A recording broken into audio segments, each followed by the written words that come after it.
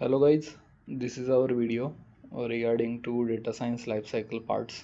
उसमें पिछली वीडियोस में हमने क्या देखा था कि पिछली वीडियो में हमने क्या देखा था कि जो प्रॉब्लम डेफिनेशन होती है यानी कि बिजनेस स्टेटमेंट जो रहता है जिस पे हम काम करते हैं उसके रिगार्डिंग जो हमारा पहला पार्ट था डेटा साइंस लाइफ साइकिल का वो हमने पिछली वीडियो में कवर किया था।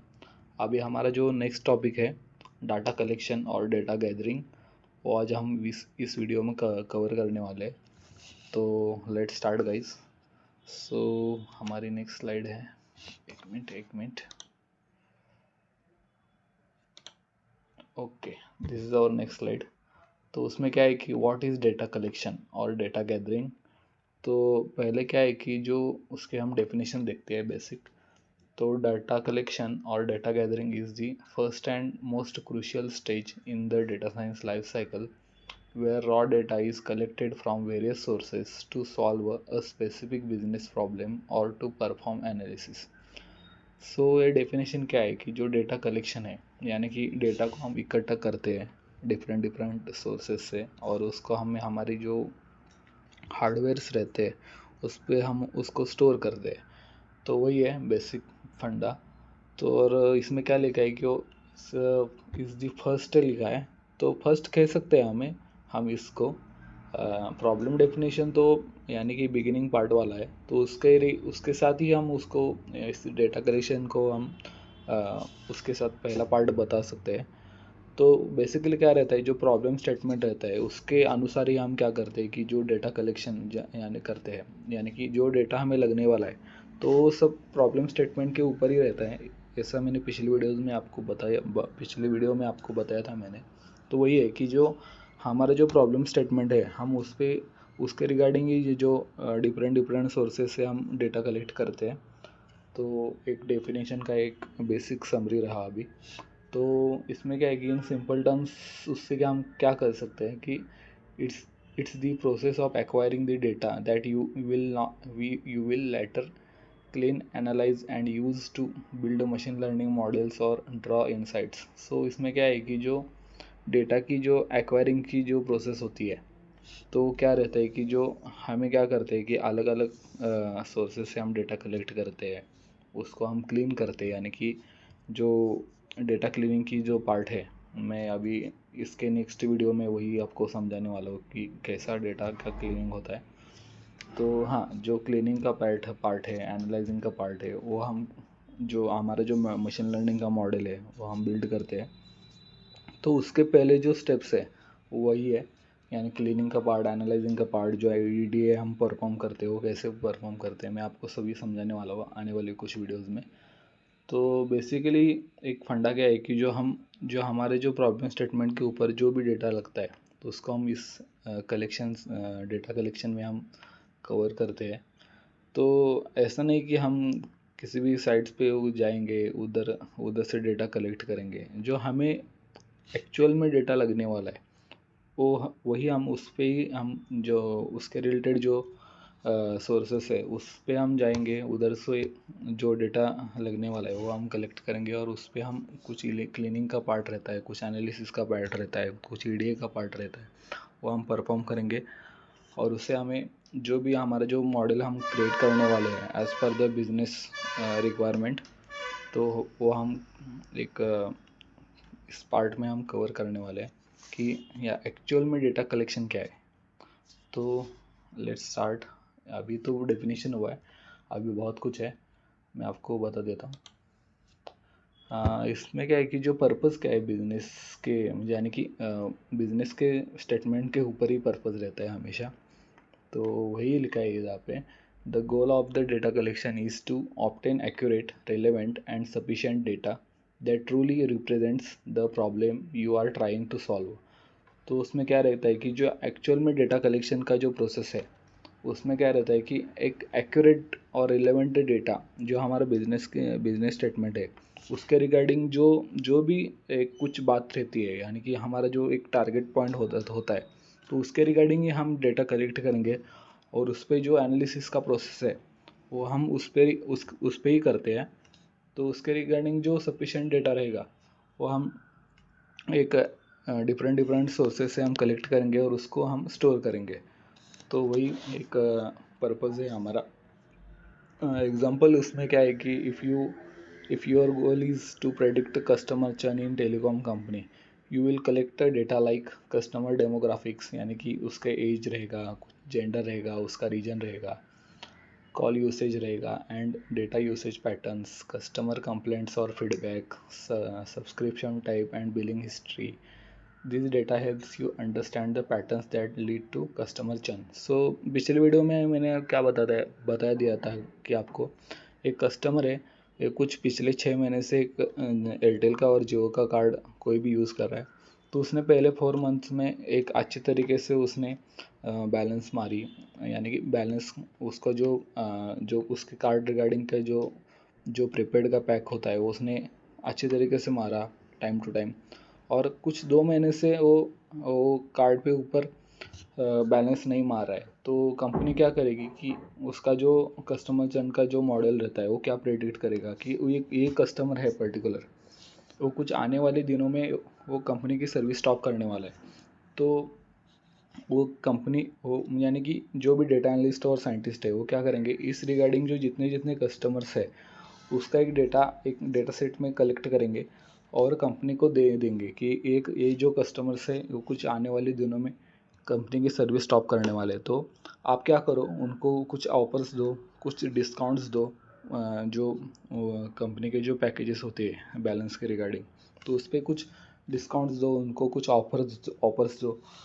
तो कैसे वो कस्टमर्स हमारे कंपनी से जुड़े रहे, उसके रिगार्डिंग जो भी कुछ बातें हैं वो सब इस प्रॉब्लम बिजनेस जो प्रॉब्लम स्टेटमेंट रहता है और उसका जो कस्टमर चर्न का मॉडल रहता है उस पर उसके बिहाइंड में जितना पार्ट चलता है उसके रिगार्डिंग ये है जो डेटा कलेक्शन का है।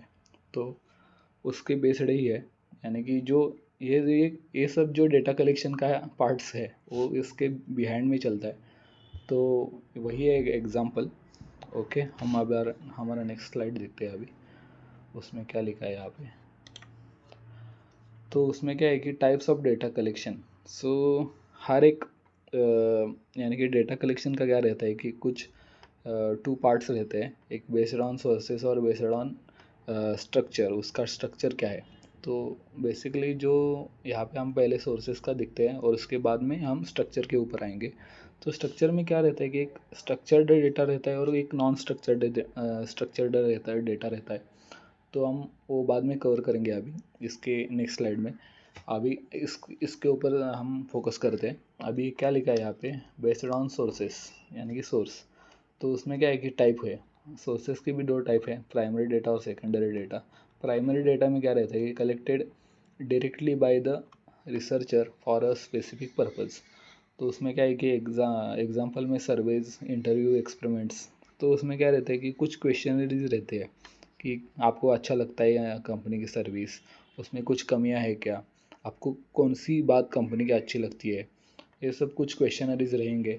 और क्या इम्प्रूवमेंट्स रहेंगे कंपनी के सर्विस क्वालिटी में, वो सब उस जो क्वेश्चनरीज है उसके ऊपर जो कस्टमर का फीडबैक आएगा, हम यानी कि हमारे जो क्लाइंट्स है उनका जो फीडबैक आएगा उसके रिगार्डिंग हम डेटा कलेक्ट करेंगे और वो कंपनी को पास कर देंगे। तो कंपनी उस पर काम करेगी और अपने यानी कि अपने कस्टमर्स की क्या डिमांड है, उनकी क्या रिक्वायरमेंट है, उसके ऊपर वो काम करेंगे और अपनी कंपनी की जो सर्विस क्वालिटी है वो अच्छी तरीके से इम्प्रूवमेंट करने की कोशिश करेगी। तो वही है हमारा प्राइमरी डेटा। सर्विस यानी क्या रहता है कि हर एक कंपनी क्या करती है, एक सर्वे निकालती है, यानी कि हर एक जो कस्टमर्स जो लोकली प्रेजेंट है मार्केट में उनसे जाके डायरेक्टली बात करती है और उसके रिगार्डिंग जो इंटरव्यूज़ रहेंगे यानी कि उनसे कुछ क्वेश्चंस पूछेगी और उसके ऊपर जो कंपनी के रिलेटेड जो फीडबैक्स है यानी कि कुछ रिव्यूज़ है उसके प्रोडक्ट के ऊपर, उस पर काम करेंगी और अच्छी तरीके से जो अपनी कंपनी की सर्विस क्वालिटी है उसको इम्प्रूवमेंट करने की कोशिश करेगी। तो वही है हमारे जो प्राइमरी डेटा। और सेकेंडरी डेटा क्या है कि कलेक्टेड फ्रॉम एग्जिस्टिंग सोर्सेस, यानी कि जो डेटाबेसेस है, पब्लिक डाटा सेट्स है, एपीआईज है, कंपनी लॉग्स है। तो वही सब बातें हैं। अभी जो डाटाबेसेस क्या रहेंगे कि कुछ वेबसाइट्स रहते हैं उसके ऊपर जो हमारे जो पर्टिकुलर टॉपिक है उसके ऊपर जो डेटा सेट्स है यानी कि डाटा बेसिस है, उसके अंडर जो डेटा सेट्स रहते हैं हम उस पर काम करते हैं, जो पब्लिक के लिए अवेलेबल है सबके लिए। तो उस पर हम कुछ काम करेंगे, हमारा जो एमएल का मॉडल है उसके ऊपर ही हम उसको ट्रेन और टेस्ट करेंगे। और कुछ प्रेडिक्शन करने के लिए हम उसको जो ट्रेनिंग और टेस्टिंग का जो इश्यूज़ रहता है, यानी कि जो एमएल का जो एल्गोरिदम के ऊपर जो हम काम करते हैं, तो वही है। एपीआईज़ में क्या रहता है कि हम कुछ जो एपीआई यानी कि एप्लीकेशन प्रोग्रामिंग इंटरफेस, तो उसका जो की वगैरह रहता है, तो उसका यूज़ करके हम क्या करेंगे कि डायरेक्टली हमारा जो एपीआई का यूज़ करके हम डेटा उस जगह से हम हमारे जो डेटाबेस है उस पर हम स्टोर कर सकते हैं, कलेक्ट कर सकते हैं। These are the parts. Company के कुछ लॉग्स रहते हैं, उसके हम ऊपर जाके हम डेटा को ले सकते हैं, और हमारे जो डेटा यानी कि वेयर हाउस रहते हैं, कुछ डेटा मार्ट्स रहते हैं, कुछ डेटा सेंटर्स रहते हैं, उस पर हम डेटा कलेक्ट करते हैं। तो these are the secondary data part. So हमारा जो नेक्स्ट स्लाइड है उसमें क्या है कि बेस्ड ऑन फॉर्मेट। तो अभी मैंने आपको बताया कि हाँ, यहाँ पे पिछले अभी मैंने एक बात बतानी रह गई थी कि सेमी स्ट्रक्चर्ड भी डेटा रहता है। तो अभी पहले क्या देखते हैं कि स्ट्रक्चर्ड डेटा देखते हैं, उसके बाद हम ये दोनों कुछ डेटा स्ट्रक्चर के फॉर्मेट से उस पर हम काम करते हैं। अभी स्ट्रक्चर्ड डेटा में क्या रहता है कि जो भी डेटा कॉलम्स और रोज के फॉर्मेट में रहता है, वो सब स्ट्रक्चर्ड डेटा के अंडर आता है। यानी कि एक टैबुलर फॉर्मेट में जो डेटा है उस पे हम जो काम करते हैं एसक्यूएल का यूज़ करके, तो वही है स्ट्रक्चर्ड डेटा। उसमें क्या लिखा है कि डिस्क्रिप्शन में organised in rows and columns, example Excel, SQL, tables. तो आपने कभी एक्सेल शीट पे काम किया होगा, यानी कि जो भी डेटा रहते हैं एक्सेल के अंडर, यानी कि जो एक्सेल फाइल्स रहती है उस पर हमने कभी कभी काम किया होगा। यानी कि जो भी डेटा है वो रोज़ में कॉलम्स फॉर्मेट्स में रहता है, तो वही है स्ट्रक्चर्ड डेटा। और उसके ऊपर हम काम करने के लिए हमको एसक्यूएल यानी कि सीक्वल उसको लगता है, और उसके रिगार्डिंग भी जो कुछ फंक्शंस होते हैं एसक्यूएल के, उसके और कुछ कमांड्स रहती है, उसका यूज़ करके हम वो स्ट्रक्चर्ड डेटा को एनालिसिस करते हैं और उसको उसके ऊपर कुछ ऑपरेशंस परफॉर्म करते हैं, और हमारा जो एनालिसिस है उसके ऊपर हम परफॉर्म करते हैं। तो इसमें एग्जांपल क्या है कि कस्टमर डेटा, ट्रांजैक्शन डेटा, यानी कि जो कुछ ई कॉमर्स साइट्स रहती है उसके ऊपर भी कुछ डेटा सेट्स निकलते हैं। तो उसमें क्या रहता है कि एक कस्टमर की कोई भी एक हम क्या लेते हैं कि पर्टिकुलर एक कस्टमर ने क्या किया है कि एक शूज़ की ऑर्डर की है, यानी कि कुछ शूज़ रहते हैं ना आजकल शूज़ का आपको पता ही है। तो शूज़ रहते हैं ना, उसका कुछ ऑर्डर है, तो उसमें क्या रहेगा कि शूज़ का साइज़ रहेगा, उसकी ऑर्डर डेट रहेगी, उसकी ऑर्डर आईडी रहेगी, और किस प्लेस से उसने मंगा लिया है वो भी रहेगा, उसका कुछ phone number, Gmail ID, shoes की जो अमाउंट रहेगी, प्राइस। तो उसके रिगार्डिंग भी जो कंप्लीट एक डेटा है, वो हम क्या करेंगे कि उसको एक स्ट्रक्चर्ड फॉर्मेट में हमने कॉलम और रोज़ के बेस्ड में उसको स्टोर करेंगे, और उस पर हम जो भी हमारा सीक्वल है, यानी कि जो भी स्ट्रक्चर्ड ऑर्डर में जो भी हम एनालिसिस परफॉर्म करेंगे वो सब स्ट्रक्चर्ड डेटा के अंडर आता है। और यहाँ पे नेक्स्ट है कि अनस्ट्रक्चर्ड डेटा, जो रॉ फॉर्मेट और उसका जो कोई पर्टिकुलर स्ट्रक्चर फिक्स नहीं रहता। उसमें क्या है कि टेक्स्ट है, इमेजेस है, ऑडियो है, वीडियो है, सोशल मीडिया पोस्ट्स है। तो आजकल क्या हो गया है कि स्ट्रक्चर्ड डेटा से ज़्यादा आजकल मार्केट में अनस्ट्रक्चर्ड डेटा बहुत है। तो ऐसा नहीं कि वो कुछ काम का नहीं है। मोस्ट ऑफ दी आजकल क्या हो गया है कि जो अनस्ट्रक्चर्ड डेटा है उसकी उसके ऊपर जो भी काम है वो कुछ बहुत है आजकल। यानी कि जो उसकी जो क्या कहते हैं, जो भी क्रिएट हो रहा है आजकल डेटा, वो सब अनस्ट्रक्चर्ड फॉर्मेट में ही क्रिएट हो रहा है। कि हमारे जो एक एग्जांपल लेते हैं कि इंस्टाग्राम्स की पोस्ट होती है, यानी कि एक हर रोज़ इतना इंस्टाग्राम और फेसबुक पे जितने पोस्ट आजकल यूज़र्स उसके क्रिएट करते हैं, वो सब अनस्ट्रक्चर्ड फॉर्मेट में ही क्रिएट होता है और स्टोर होता है।